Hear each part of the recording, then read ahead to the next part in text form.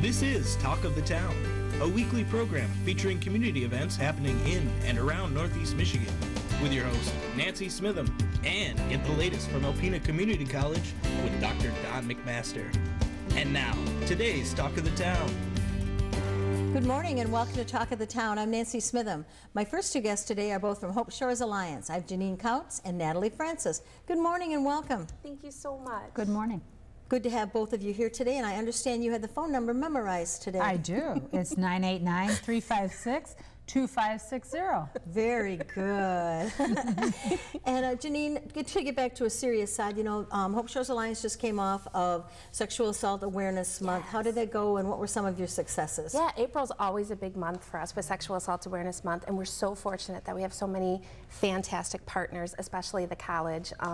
We did everything from Denim Day, getting in the schools, lots of presentations. I think probably the highlight was the candlelight vigil at the college. It was stunning. Just humbled every day by how incredibly strong survivors are. They shared their stories. It was incredible. We had live performance. It was stunning. I was supposed to be there as MC, but I had a conflict, and I felt really bad because I love to do anything for Hope Shores Alliance. It was humbling to be there. It was a beautiful event. Okay. And Natalie, you always have a need for volunteers, and you are the volunteer coordinator. I am, and we do always have a need. And there are so many ways to volunteer at Hope Shores Alliance. We have volunteer positions open at our Alpena Safe House. Those include receptionists, which is answering the phones, and also answering the door and helping process donations. That's very important. Maintenance and repair and yard work, cleaning and decorating and housekeeping, providing transportation for our survivors, which is really, really important. Oh, yes. We have a great need for that, to doctor's appointments, shopping, and also child care, which is so important, giving the survivor just a few hours to themselves, maybe just so they can go shopping on their own, or just have a little time for themselves. We also have at our administration building, we have answering phones again and helping with administrative support duties, helping the staff there with some of their duties. That is great. In our transitional supportive housing program, we have cleaning and decorating, because when our survivors transition into the housing program, everything that we put into the house is theirs to keep.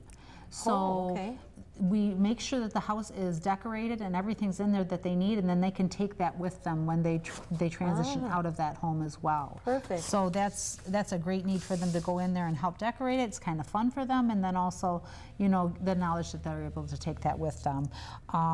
And then fundraising and outreach is huge for us. Our fundraisers, we rely on those. And so if that's something that you're just interested in helping out with a fundraiser, or you have an idea for a fundraiser, please contact Val, our executive director, and she can help you with that.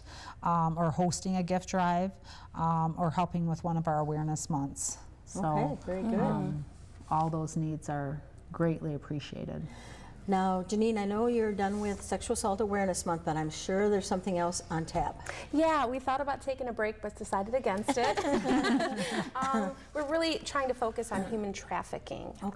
And that's something that is not just important to us as an agency, but the community has also been extremely leading the charge, going to trainings themselves with law enforcement prosecution. So. Okay, and so what things have you already done surrounding human trafficking? Sure. We worked with the Alpena Prosecutor's Office, and we already did a training at Alpena Community College. We worked with St. Joseph's Ascension on a Human Trafficking 101. That was law enforcement, healthcare, all sorts of community members. Those who are in substance abuse are so important. In fact, we did a memorandum of understanding, MOU, locally with Sunrise Center, because if we think about human trafficking, what we're really talking about is modern-day slavery. Hope Shores Alliance focus is going to be on sex trafficking, But there's all sorts of other ways, whether it's somebody not being paid, you know, all sorts of different ways that sexual or that human trafficking can look like. And you know, people think, well, why are we so concerned about human trafficking? But it's happening in our communities. Oh, absolutely. In fact, I believe, if I'm not mistaken, Michigan is top 10. Now that doesn't mean everybody lock up your doors and don't let our kids on Snapchat. Really what that means is other states are not being proactive and looking at the numbers and creating a task force. Michigan is different. MSP is leading the charge there for sure. And as I said, we're trying to create a task force ourselves with the prosecutor's office, trying to be proactive, get ahead of this. Okay, and Natalie, I want to come back to volunteering for a moment again. And sometimes people feel, oh, you know, I just don't want to spend a ton of hours volunteering, but you have jobs that they could do for 1 or 2 hours a week or a month? Absolutely, we do. We have, I will interview a volunteer and I will mold the position to them. So whatever they would like to give, I can make that happen. If they'd like to work with an outreach event and just for maybe a couple hours a month, we can do that. Like I said, a fundraiser may only be once or twice a year. So maybe they'd like to do one specific fundraiser a year and just work on that. We can do that. I am really adaptable to that and will do exactly what they are looking for. And they get the training too. Sometimes they're a little apprehensive thinking about the subject, but a really great comprehensive training program. Yes, there is. We do it's a full day training on the agency and the dynamics of the agency once a year for all the volunteers. Perfect. So not only are they trained initially, but then we do have that one full day training. So they know all about the agency and there's every question is answered. All right, Janine, we're almost out of time. We probably don't have time for you to give me a couple more answers. What are the most important things to know about human trafficking? Well, I think we touched on it, is that human trafficking isn't going to look like one thing. Okay. We have the same uphill battle with domestic violence and sexual assault. We all pull a picture of what that looks like. So because human trafficking can look like so many different things, parents can traffic their children. Right. Partners can traffic their spouses. It's really about making sure the community is aware, and in the see something, say something vein, if you ask somebody, are you safe? Are you able to leave this relationship? Do you want to be doing this? Asking those questions versus are you being trafficked? Because the answer there's going to be no. If it was safe to say yes, then they would leave. Okay. Yeah. Thank you both very much for being here. Natalie, will you give us that phone number one more time for people to contact you? Yes, I will. It is 989-356-2560. Thank you both very much. Thank you, Nancy. Always a pleasure. Thank you. I'll be right back following these messages. Hi, welcome back. My last two guests today are both from Thunder Bay National Marine Sanctuary. I have Erin Heffron and Stephanie Gandula. Good morning and welcome. Good morning. Good morning. Stephanie, we're going to start with you because I saw the piece on WBKB and I've been going on your website, of course, and I found about the wonderful mapping project that you're doing. Yes, I'm so glad you asked. We are thrilled to be starting off the field season with a pretty big, large-scale mapping project of Thunder Bay National Marine Sanctuary. I don't know if you knew that the sanctuary there's really a lot left to map. We've only mapped less than 20%. Amazing. So lots of work to do. Yes. And the way we get this work done is partnerships. As you know, from the community to national and international levels, we have been able to work with some of the most amazing people around the globe. Because of the amazing staff at National Sanctuary. Yes. Well, thank you. Yes. And the community for sure. Oh, We're so proud to bring people in. So this particular project this May is in partnership with the Ocean Exploration Trust and the University of New Hampshire's Center for Coastal and Ocean Mapping. Very good. So big mouthfuls. And they usually work in the ocean, mapping the ocean, exploring really the ocean. And they have started their season this year in Thunder Bay National Marine Sanctuary. Amazing. So we're glad to get them to fresh water. And it actually harkens back to a partnership that you probably remember with Dr. Robert Ballard, yes, who discovered the Titanic. And he was here in the very early years of the sanctuary, brought his full team and his ROVs, the remotely operated vehicles, the Hercules and the Argus, to explore the deep shipwrecks out here. So he's back with the Ocean Exploration Trust and these expert mappers to take a good look at what's under the waves. And it's amazing, Stephanie, when I think about Shipwreck Alley and what's possibly there. Airplanes, ships, there's so many things. It's amazing. It'll be so wonderful to put names to all of those. For sure, and we are, of course, looking for shipwrecks, but we're also looking to understand better the entire lake bottom, whether it's for the shipwrecks. Sinkholes, for sure. Fascinating sinkholes out there. Also interesting fisheries habitat. Many different opportunities for scientists to use this data to understand Lake Huron. Okay, and Erin, you're here in Alpena, and we're so happy to have you. So tell me about your position and what you're doing. So I'm with Ocean Exploration Trust, which was founded in 2008 by Dr. Ballard. We operate the EV Nautilus, which is an exploration vessel. We go live to the world with nautiluslive.org, so people can chime in and see us actively researching out on the ocean. But here we're here without the Nautilus, so we're doing our first mobile system cruise, where part of the team's here. Myself, Lindsay G, who's runs the mapping for Ocean Exploration Trust, and Samantha Wishnick was also here. She does our outreach. And they've been doing live events to keep that live outreach open, even though we don't have our full Nautilus set up here. So we're, like Stephanie said, we're partnering with the University of New Hampshire Center for Coastal and Ocean Mapping, where I'm also a graduate student there, and brought their autonomous system, and we're using that to do the mapping instead of the Nautilus. So how does the Great Lakes differ from the ocean? It's fresh. So it's my first freshwater mapping, and we keep, in all these interviews, we keep saying seabed, because we're used to mapping the seabed, but it's a lake bed and it's fresh. So it's been interesting to see how the sonar would differ. The sound speed in water is different in the freshwater. We have different issues with the water column that we may or may not have out in the open ocean. As it warms, you're more likely to see things change in the water column, which will affect the mapping. And just wrecks, like such a concentration of shipwrecks, it's really exciting every day to see if we're going to find something. It's very cool. So what happens when all this mapping is done? Well, luckily they're going to be returning. We're looking at wrapping up this project this year, but they're going to return for the next 2 years. Wow. And it's really hard to imagine when it is going to be done. I mean, once we finish collecting the data from this particular expedition, that will be processed and then made available to the public and made available to whatever entities, other NOAA offices, Office of Coast Survey very well will use it for navigation purposes to chart the area, so that's very important for commercial shipping.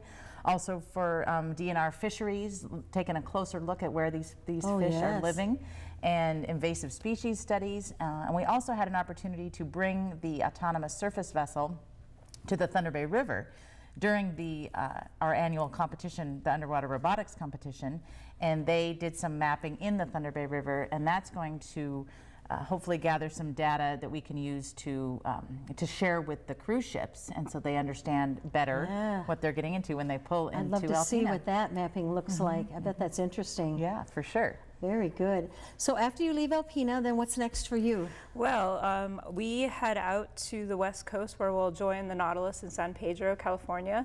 Actually, I believe San Francisco. And then I'm going to be heading on a transit to Hawaii.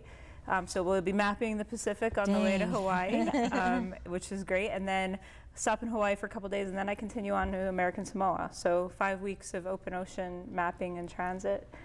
Really looking forward to it. And Stephanie just happens to have been in American Samoa. I have been to American Samoa. I think I should go back. I think you should too. We haven't realized I'm going to be a stowaway. Yeah. This is what's really cool about this entire project is a large grant that NOAA awarded to 3 different entities that are doing exploration and telepresence in national marine sanctuaries. So there's 5 national marine sanctuaries that will be explored with these partners. Wonderful. And Thunder Bay was the first this year. Yay. So do we have an opportunity to meet and greet with the staff and the people and see what's going on firsthand? Absolutely. We did have, like Erin mentioned, a number of those live interactions online, Facebook Live and Google Meets. We wrapped those up last week. And then the ROV competition, a lot of students came down and got to ask the folks that were actually piloting the robot, the water robot, direct questions, you know, how are they interpreting the data. So we're going to do that same thing next year when they return. So watch for lots of opportunities to interact with these scientists. So now after they leave, and how long does it take to compile all this data? Oh my goodness, that's what we rely on them, the experts in the surveying and mapping, to do. And we're learning a lot from them, so we can continue our mapping here while they go on to map the ocean. So it doesn't take too long, but definitely stay tuned for images and this data to be made available. And then we have, as you know, a big summer of research coming up this year. So more surveys, more sinkhole exploration, and probably mapping known shipwrecks. Okay, we have about 1 minute left. Okay. So we just want to tell people, when will the Lady Michigan be up and running? Oh, gee, it might be up and running when we get back to the office. Perfect. It's coming soon, so make sure to get your tickets. We're really excited. Lots of field trips, lots and lots of kids going out in Lake Huron to see those shipwrecks through the glass bottom. Great events coming up. We have a really exciting new event. I'm not even sure we've publicized this one yet. June 15th, Surfs Up at the Sanctuary. Ooh. Yes, so it's going to be an art show, an art and film show, a full day, and artists that also surf. So surfing artists from around the Great Lakes are bringing in different type of art, all different mediums, so sculptures and photographs and films and paintings, bringing it in, and we're going to have a big art show. Wow, okay. June 15th. All right, you heard it here. All right, so wonderful to meet you, Erin, and good to see you again, Stephanie, and thank you both very much for all you do in our community. Thanks, Nancy. Thank you. Please stay tuned for Dr. Don McMaster following these messages. Greetings, everyone. Welcome to Talk of the Town. I'm Dr. Don McMaster. I'm president of Alpena Community College. Pleased to have as our guest this morning Lee Fitzpatrick, coordinator of the Alpena Early College program. Good morning. Lee, I have to tell you, we had a graduation of Alpena Early College this week, and it was a very moving event. And thank you for your efforts there. And what were your thoughts as you watched your students and our students go through? I think it's always a really proud moment when you see kids kind of culminate the hard work that they've put in. And I was really proud how many people came out from both the school district and the college, families and community that came out to support and celebrate the kids. It was a wonderful event, and you're right. It just is a very special partnership the ACC and APS has, and this is really the gem of it, I'd say. I was very moved by the young woman who spoke, Sawyer McNamara, who spoke about kind of the collective feeling that students have about early college, that it's a special thing and that you got this. That was a neat theme. I thought she did a marvelous job, and I told her afterwards I'm just going to invite her back every year to give that speech. I thought it was tremendous. It was. So describe for folks who may not be aware what early college is. Well, early college is a chance for kids to start taking college while they're still in high school. They start as juniors. We ramp them into the process in a supported environment so that they have the opportunity to have success. And then as they show themselves capable, we increase the opportunity for them, and to the point where they have an opportunity to earn an associate's degree during our 13-year program. And it's a great opportunity for kids to get acclimated and prepared for success at the college and beyond. Absolutely, and there were a number of, well, how many graduates were there this week, and how many of them had attained an associate's degree? Well, we had 12 that got 60 or more credits, with a high of 72. One student brought 12 AP credits with them in addition to the 60 that they earned. And so I tell families on the way in, your students should expect to earn 1.5 to 2 years worth of college in the time that they're with me, if they do what they need to do. That is amazing. And so, I mean, this probably should be stated. These 12 graduates got an associate's degree at no cost to them or their parents. Yeah, that's correct. And I was really proud on the previous week at the ACC graduation. I had another 13 that finished last year that completed degrees this year. And so it's a really important part of the process. It doesn't end when our early college graduation ends. It ends when they reach the credential that they're seeking. And so I was happy to see so many kids finish at the college. And as we're seeing kids return to the community that have completed at universities as well, it's really inspiring. It is inspiring. And is there a particular program of focus, or is it open to pretty much anything that APS and ACC can collaborate on? It's generally wide open. There are programs across the state that focus into specific pipelines for careers.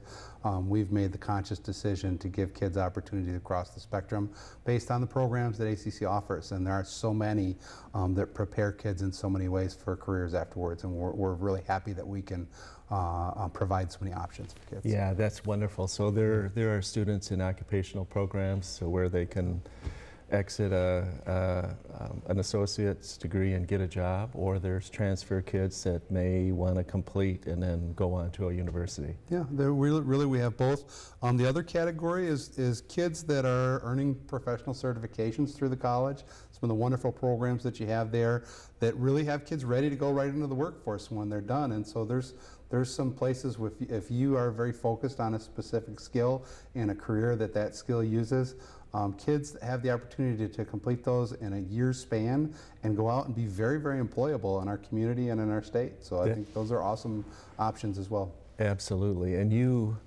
I watch you from afar working with these students, and you do a great job. So what sort of things do you do, and what do you look at in terms of helping them succeed?